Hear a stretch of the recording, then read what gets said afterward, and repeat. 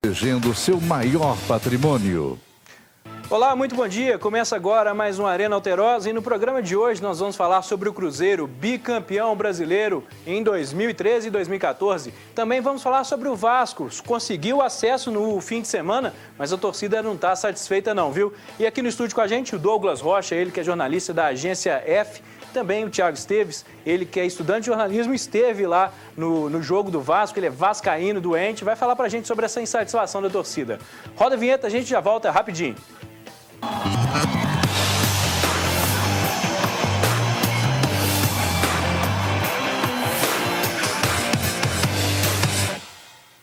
Douglas, muito bom dia, prazer ter você aqui novamente na Arena, como vai? Bom dia, Lucas, tudo bem? Bom dia aos telespectadores do Arena Alterosa, satisfação estar aqui mais uma vez. Tiago, prazer receber você aqui, primeira vez que você vem, como vai? Prazer, Lucas, prazer, também prazer estar aqui na Arena Alterosa, espero voltar outras vezes. Pois é. Como eu falei, Cruzeiro, bicampeão, ontem garantiu esse título pelo segundo ano consecutivo, mas já é tetra, na verdade, né? Porque já teve o título, o primeiro título da Era dos Pontos Corridos é do Cruzeiro também, e também tem um tetracampeonato de quando conseguiu a primeira taça ainda, quando era a Taça Brasil, antes da unificação do Campeonato Brasileiro, mas agora está contabilizado, é tetracampeão. E vamos ver como foi esse jogo de ontem para a gente começar o nosso bate-papo. Com um Mineirão pintado nas cores azul e branco, o melhor time do Brasil nos últimos 2 anos confirmou as expectativas e venceu o Goiás. O primeiro gol nasceu no cruzamento de Mike para Ricardo Goulart. 1-0, o 15º gol dele na competição, liderando a tabela de artilheiros ao lado de Fred e Henrique. O Goiás empatou com o Samuel, 1-1.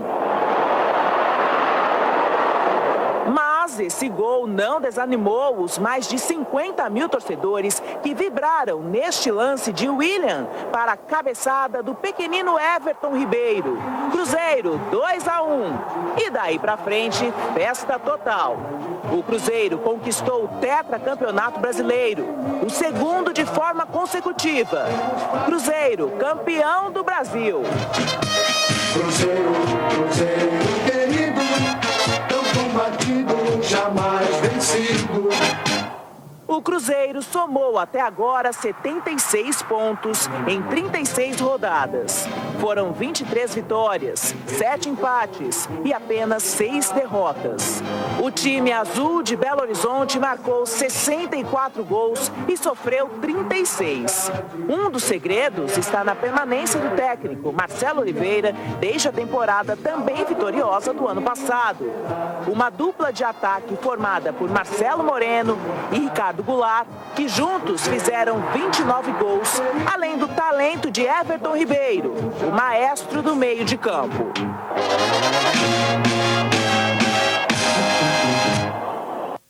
Douglas, a gente viu esse destaque dado ao Everton Ribeiro, mas no primeiro jogo da final da Copa do Brasil, a gente comentava aqui no estúdio que ele costuma sumir um pouco nesses jogos decisivos, mas ontem foi inclusive o gol dele, o gol do título antecipado. Você acha que pode ter superado ou não? Ontem não tinha tanta pressão porque ainda restam 2 rodadas, né, que o Cruzeiro poderia vir a ser campeão mais na frente. O Everton Ribeiro ainda está amadurecendo, ele ainda não é um jogador completamente pronto e concordo com quem disse que no ano passado ele fez um campeonato melhor. Ano passado ele foi mais regular. Esse ano alternou no jogo contra o Atlético, como você mesmo disse, ele esteve bem apagado. Para mim, o destaque desde o ano passado foi o Everton Ribeiro, mas para mim quem se destacou esse ano é o Ricardo Goulart. Esse sim, bem regular, fez 15 gols, como foi dito, ele é um dos artilheiros do campeonato. Para mim, craque do campeonato, um campeonato de muitos bons jogadores, mas quem sobressaiu para mim foi ele. Thiago, o Cruzeiro já vinha com esse título mais ou menos encaminhado há várias rodadas, né? Desde o primeiro turno assumiu a liderança, não saiu mais e ali na reportagem que a gente assistiu foram apontados 3 fatores. A permanência do técnico, a dupla de ataque e o Everton Ribeiro. Para você, o que mais pesou nessa campanha do Cruzeiro? Olha, Lucas, eu acho que principalmente a permanência do Marcelo Oliveira. Eu acho que o Marcelo Oliveira é um técnico que, desde que ele estava no Coritiba, a gente já vinha ele fazendo um trabalho muito bom. Os anos dele no Coritiba, chegando 2 vezes à final da Copa do Brasil e agora tendo essa chance no Cruzeiro, tendo um elenco à sua disposição, conseguindo trabalhar esse elenco por tanto tempo, eu acho que a gente consegue ver esse resultado dentro de campo. Claro que o Cruzeiro tem um time espetacular, a gente vê, o Marcelo Oliveira tem peças de reposição que ele consegue mudar o time do Cruzeiro e manter o nível. A regularidade do Cruzeiro é impressionante, mas o trabalho do Marcelo Oliveira durante esses 2 anos, eu acho que é o que mais representa, eu acho que é o que mais chama a atenção da gente nessa campanha do Cruzeiro. Então, eu acho que o Marcelo Oliveira é o ponto-chave nessa equipe do Cruzeiro e é o que representa esse time do Cruzeiro ter conseguido esses 2 títulos brasileiros consecutivos. E apesar de ter essa grande vantagem que teve ao longo do campeonato, nas últimas rodadas conseguiu 5 vitórias consecutivas, garantiu esse título, mas teve uma queda no desempenho, né? Algumas dessas vitórias foram no sufoco. Para o ano que vem, será que o Cruzeiro consegue manter essa distância que teve dos outros times, tanto no ano passado quanto nesse ano? Ou vai precisar mudar alguma coisa, talvez reforçar um pouco o banco? O Júlio Batista, por exemplo, a gente ouve algumas críticas com relação a ele por parte da torcida. O que precisa para o ano que vem para o Cruzeiro manter esse nível acima dos demais? É muito difícil, né, Lucas? Porque quanto mais você vai se destacando, quanto mais você vai ganhando, os adversários começam a te estudar. Hoje em dia, disparadamente, o Cruzeiro é o time mais estudado do Brasil. E também tem aquilo da motivação, que a gente fala que no futebol brasileiro, os jogadores têm dificuldade de se manter motivados. Assim, ganha um campeonato uma vez, ganha a segunda, vai precisando uma chacoalhada que vamos ver se o Marcelo Oliveira vai conseguir dar. E fora também a manutenção do elenco, né? Já manteve o elenco por 2 anos seguidos, Cruzeiro cada vez mais visado pelos times internacionais. Vamos ver o que a diretoria vai conseguir fazer. Pois é, agora vamos mudar de assunto, vamos falar da Série B. O Vasco conseguiu acesso, está de volta à elite do Campeonato Brasileiro no próximo ano. Conseguiu esse acesso com um empate no fim de semana e a torcida não gostou muito disso não. Foi um resultado de 1-1 com em casa, veja só. Eles chegam em massa, uma torcida de um só coro. Vamos subir, Vasco! Vamos subir, Vasco! E um único número na cabeça. É o que falta para o Vasco voltar para a Série A do Campeonato Brasileiro. O novo Maracanã pareceu pequeno para tanta vibração vascaína. O Vasco teve chance de abrir o placar logo no início do primeiro tempo, com esse lance com Tales. Aos 11 minutos, mais uma chance perdida.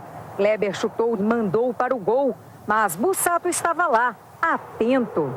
O Icasa luta para não ser rebaixado para a Série C, mas o Vasco domina e faz. 1-0, gol de Kleber, para delírio da torcida. Mas quem disse que seria moleza para os vascaínos? Mal começou o segundo tempo e o Icasa empatou com um gol de Nilson. E por pouco não complica ainda mais a vida do Vasco. Sufoco que só terminou mesmo com o apito do juiz. Vasco 1, Icasa 1.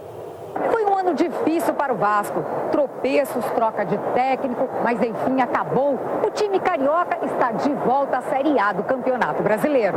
Mesmo assim, a torcida não ficou satisfeita. Era para ser campeão com uma boa vantagem, mas por incompetência, sei lá, da comissão técnica, não conseguiu evoluir o bom futebol em 2014. Pois é, isso aí que o torcedor falou, era para ter sido campeão. Você concorda com isso, Thiago? O Vasco, como um time tradicional, um time que já foi campeão brasileiro, tetracampeão brasileiro, tinha que... Primeiro que não deveria cair, né? Um time com esse porte, com essa torcida, com essa tradição. Mas já que caiu, deveria subir como campeão? Deveria sim. O Vasco tinha essa obrigação de subir como campeão.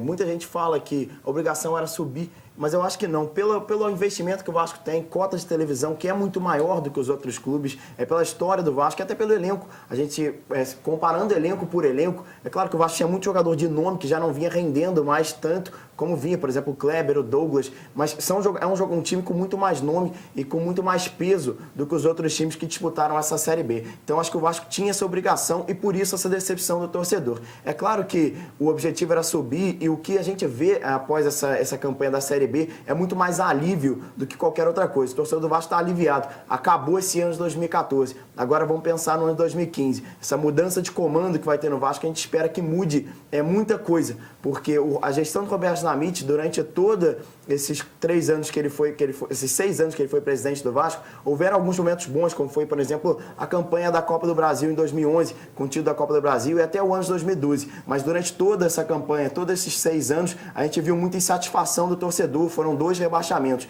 Então a gente espera que daqui para frente isso possa mudar, o Vasco possa voltar a disputar títulos na primeira divisão e não na Série B. Então essa insatisfação é devido a isso. Poucos jogadores foram poupados pelo torcedor. O Guinha Azul, por exemplo, foi o único jogador com o nome gritado após o jogo. Então a satisfação do torcedor é com a diretoria, é com a comissão técnica e é com os jogadores que tiveram em campo. Então a mudança para o ano que vem vai ter que ser muito grande. Pois é, então agora vamos descer mais um pouquinho, né? Agora a terceira divisão do Campeonato Mineiro, Nacional de Muriaé está bem na fita, viu? Ganhou mais uma em casa contra o Funorte, a gente tem esse gol aí para vocês verem.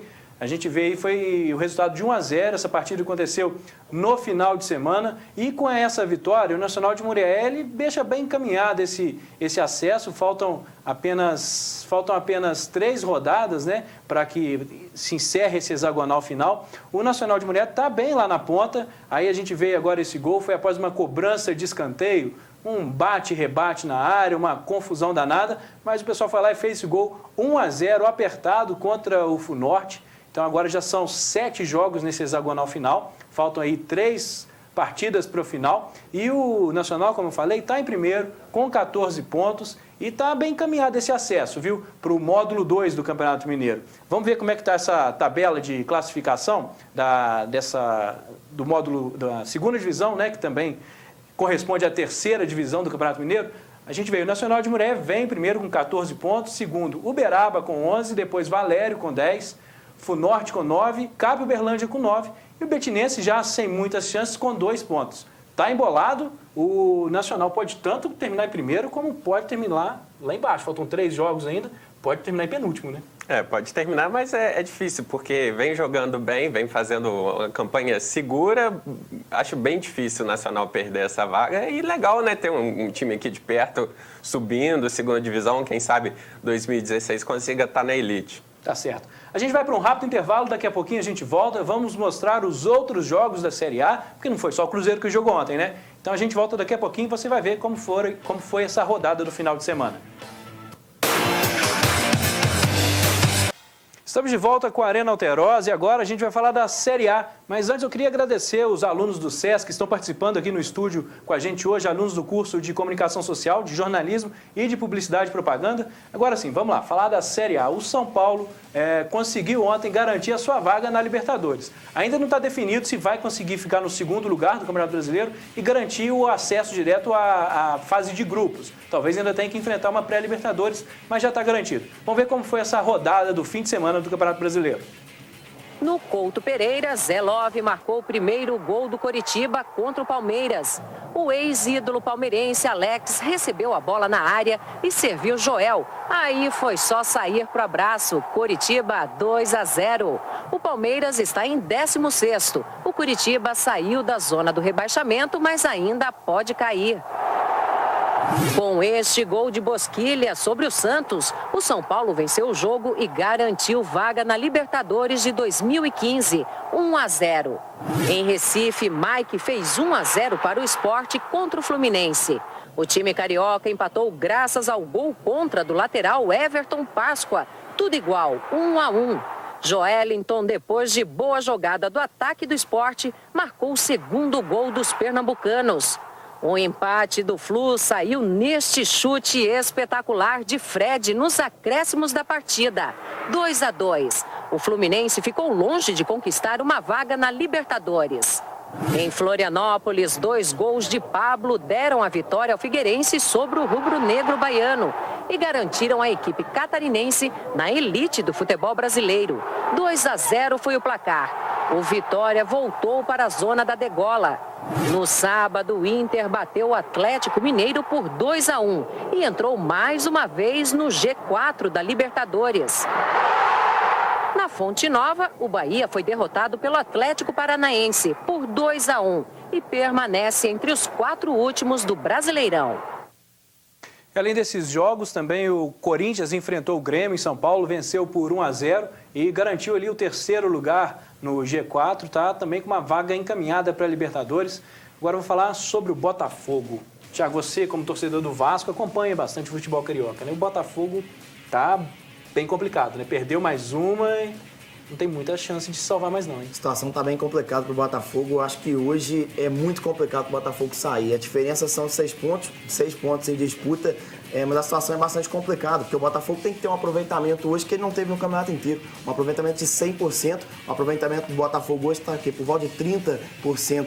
Então a situação do Botafogo é realmente muito complicada. Hoje, essa briga na zona de rebaixamento, essa briga na parte de baixo da tabela está bastante complicada. Eu acho que 3 vagas já foram, tem apenas mais uma, que eu acho que vai ficar entre Palmeiras e Vitória. Palmeiras que há pouco tempo atrás já era apontado como livre do rebaixamento, teve aquele jogo em casa, primeiro jogo da Arena, e que acabou se complicando, acabou perdendo para o Sport, agora perde de novo para o Coritiba e a situação do Palmeiras começa a se complicar também. Eu acho que essa última vaga na zona de rebaixamento está realmente entre Palmeiras e Vitória. Agora o Botafogo, Bahia e Criciúma, acho que já foi, não tem mais como para nenhum dos 3. Pois é, o Criciúma já está matematicamente rebaixado. Vamos dar uma olhada na tabela, aí nessa classificação, para ver como que está a situação dos times na Série A do Campeonato Brasileiro. O Cruzeiro já garantiu o primeiro lugar, a gente já falou aqui que é o atual bicampeão, já tem 4 títulos do Cruzeiro. Segundo lugar, o São Paulo com 69 pontos. O Corinthians ainda pode ultrapassar o São Paulo, tem 66, o Internacional pode chegar lá aos 69 também. O Atlético tem 61, o Grêmio tem 60, o Fluminense está aí com 58, fica bem distante da classificação para a Libertadores, mas tem chance também, Fluminense, Grêmio e Atlético, ainda tem chance de chegar lá no G4. E agora a parte de baixo da tabela. O Criciúma, como eu falei, já está matematicamente rebaixado. O Botafogo precisa vencer as duas e ainda torcer por tropeço dos outros times. O Bahia tem lá 34, Vitória 38, o Palmeiras 39, Coritiba 41, Chapecoense 42. Desses times aí, para você, quem ainda tem chance, Douglas, de quem vai ficar fora? O Thiago deu a opinião dele, né, que já tem 3 praticamente rebaixados. Para você. A minha opinião é bem parecida com a do Thiago, porque o Botafogo ele precisa ganhar seus 2 jogos, precisa que o Palmeiras não some mais pontos, o Vitória pode somar no máximo mais 1 ponto e o Bahia também ainda está na frente. Então, estou com o Thiago, Criciúma, Bahia e Botafogo. Criciúma matematicamente, mas Bahia e Botafogo também, para mim, já podem pensar na Série B de 2015. E aí uma disputa bem igual entre Vitória e Palmeiras, 1 ponto só separando. O Palmeiras tem um jogo dificílimo na próxima rodada, que vai pegar o Inter querendo Libertadores. Situação do Palmeiras que poderia estar tranquila, aquele jogo de festa da inauguração do estádio, ali era para ter ganhado do Sport, que já não quer nada no campeonato, era ter ganhado do Sport e pensar em 2015, mas não, perdeu, então a corda ainda está no pescoço. Pois é, vamos dar uma olhada nos próximos jogos, faltam só 2 rodadas, então a gente preparou aí para a gente ver como é que está esse chaveamento, né? Esses próximos 2 jogos, a situação de alguns times realmente está bem complicado, né? A gente vê, vamos lá, o Inter, como o Douglas falou, vai jogar contra o Palmeiras, que está tentando fugir contra do rebaixamento, né? Vamos ver um pouco a questão do G4 também, né? Vamos lá. O São Paulo, se bater o Figueirense, já se garante na segunda colocação. E uma segunda colocação importante, né, Lucas? Que vai direto. Aquela pré-Libertadores com jogo em janeiro é sempre complicado, né? Isso, atrapalha o planejamento dos times. Então, para o São Paulo, mesmo com a classificação já garantida, é importante pensar no segundo lugar. Fluminense e Corinthians também, confronto direto por essa vaga. Seu palpite nesse jogo aí? Eu já descarto o Fluminense dessa briga, Lucas, porque perdeu para Chapecoense em casa, empatou com o Sport e ficou muito difícil. Para mim também. Eu analisando a tabela, eu vejo o Grêmio, claro, com chances, mas eu acho difícil de mudar o G4 da forma que está, porque o Grêmio precisa ganhar os seus 2 jogos e o Inter e o Corinthians não podem vencer. Se o Corinthians e o Inter vencerem pelo menos um, pelo número de vitórias, eles já superam o Grêmio. Então, o Corinthians na última rodada vai pegar o Criciúma rebaixado em casa. Então, 3 pontos, a não ser que o Corinthians entre muito relaxado, com salto alto. Fora isso, acredito que o Corinthians garanta. E o Inter também tem o Palmeiras. E na última rodada o Inter vai pegar o Figueirense, que também não quer muita coisa com o campeonato. Já se garantiu. Mas, assim, futebol é dentro de campo, né, Lucas? A gente sabe que surpresas sempre acontecem, mas se esses times, se Corinthians e Inter se prepararem da forma correta para esses jogos, não imagino eles deixando a vaga escapar. A chance do Grêmio seria o Cruzeiro ser campeão da Copa do Brasil e aí o G4 virar G5, o Grêmio tentar ser o 5º colocado. Difícil.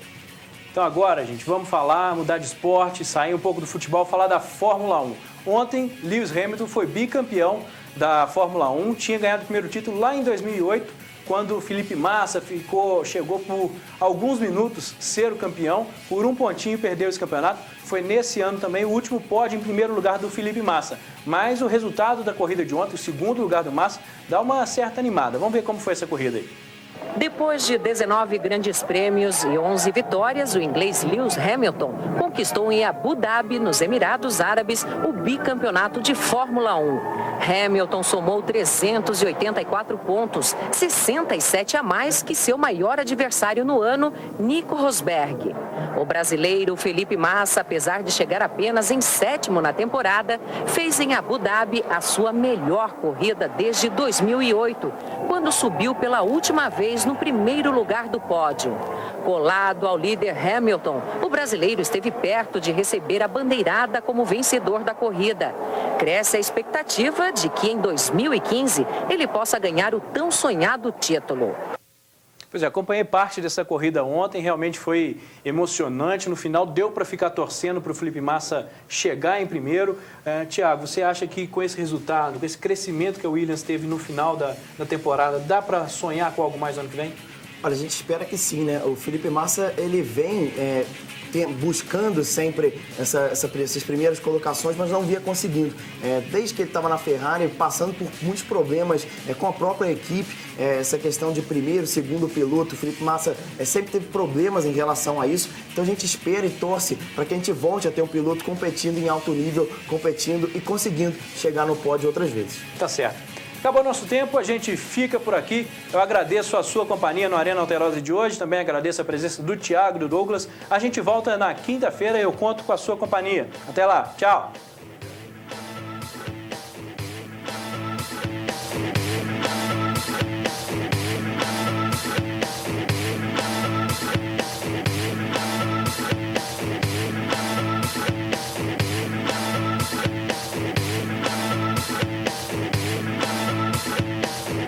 Arena Alterosa.